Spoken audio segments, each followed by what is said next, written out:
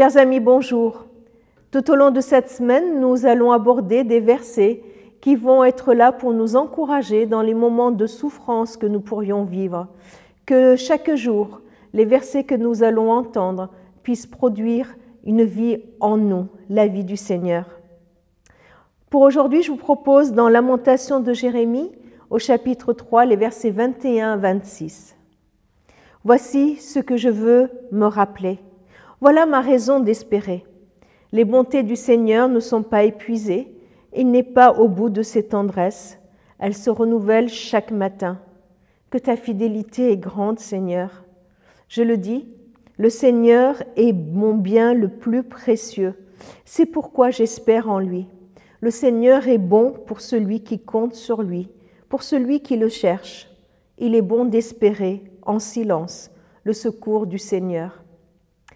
S'il y a un prophète qui a eu pas mal de problèmes, c'est bien le prophète Jérémie. Il a été maintes fois en prison, il a dû faire face à la persécution, à l'opposition. Et il écrit ses lamentations parce que vraiment c'est ce qu'il a traversé en plein milieu de ses souffrances. De profonde solitude, des moments de souffrance physique, souffrance morale et même souffrance spirituelle. C'est pour ça qu'il y a même l'expression les jérémiades. Eh bien, en plein milieu de son livre de lamentation, il prononce des paroles d'espérance qui nous encouragent aujourd'hui, des siècles plus tard, quand toi et moi, nous traversons des moments de souffrance. Voilà ce qu'il dit. Je veux me rappeler.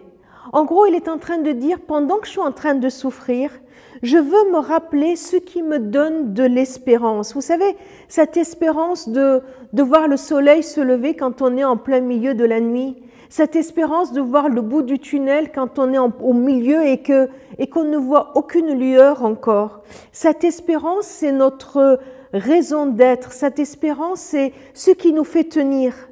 Et voilà ce que Jérémie nous propose comme espérance. Il dit, voilà, l'espérance, ma raison d'espérer, c'est que je sais que les bontés de Dieu ne sont pas épuisées, que Dieu n'est pas en manque de ses bontés, qu'il ne les a pas toutes distribuées et qu'il se dit, mince, j'ai déjà tout fait, j'ai déjà tout donné.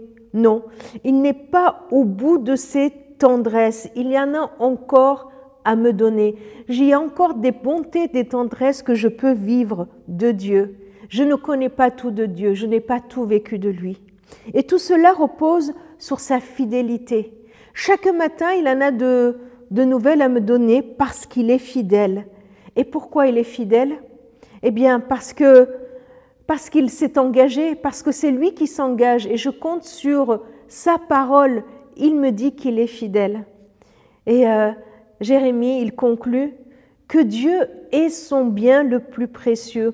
Au moment où il ne sait plus sur qui compter, au moment où tout dégringole autour de lui, il sait que le Seigneur, c'est son bien le plus précieux. Être avec Dieu, être dans sa proximité, dans son intimité, c'est ce qu'il a de meilleur, c'est ce qu'il y a de meilleur pour lui.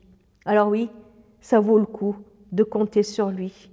Alors, je ne sais pas ce que tu vis aujourd'hui, mais que ces paroles soient un encouragement pour chacun d'entre nous. Les bontés de Dieu ne sont pas épuisées. Rappelons-nous ses promesses. Il est bon de compter sur lui. Il est bon de le chercher, lui. Il est bon d'espérer en son secours.